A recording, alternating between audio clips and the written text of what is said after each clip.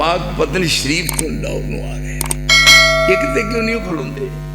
मैं बुलाते खुद गया पाक पत्नी, मैं गया लैन लगी तोड़ तक, इधर भी फरिश्ते खलोते ने, इधर फरिश्ते खलोते ने, फरिश्तियां दे हत्थां विच डांगा ने।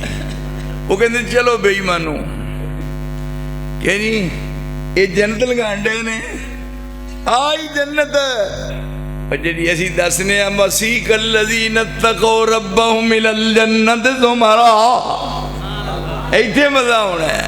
मसीह कल्लज़ीन तक़ौ रब्बहुम इलल जन्नत ज़ुमरा हत्ता इज़ा जाऊहा फुतिहत अबवाबुहा व क़ाल लहुम ख़ज़नतुहा सलामुन अलैकुम सलामुन अलैकुम तिब्तुम फदखुलूहा खालिदीन।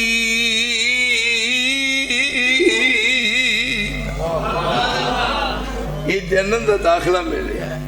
इत्थे इधरों दी होके बाहर आ गए। मैं बलाते खुद गया उत्थे आप, उतों दी नहीं लंघिया मैं, लेकिन मैं इधरों नहीं गया। मेरा पैर उत्थे आ गया दरीज से जरा दरवाजा है, एक मलंग मेरे गल पै गया। उन्हें आख्या ओए तैनू पता ही नहीं वो तू किथों आया। मैं सुनिया उन्हें आख्या फकीर दी दलीज ते पैर च रखिया ही इत्थे ते लोग सर रखते इहदे ते सर खेंदे ने लोग, इत्थे ओए बदनसीबा और पैर रखिया ही। मैं क्या गलती हो गई।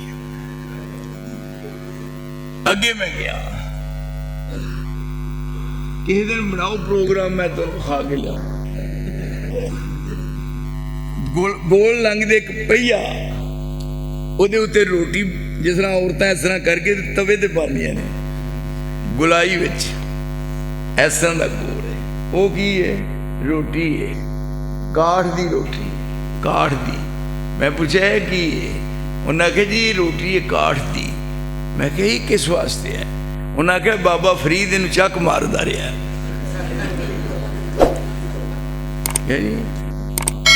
12 साल बाबे रोटी नहीं खाधी, 12 साल।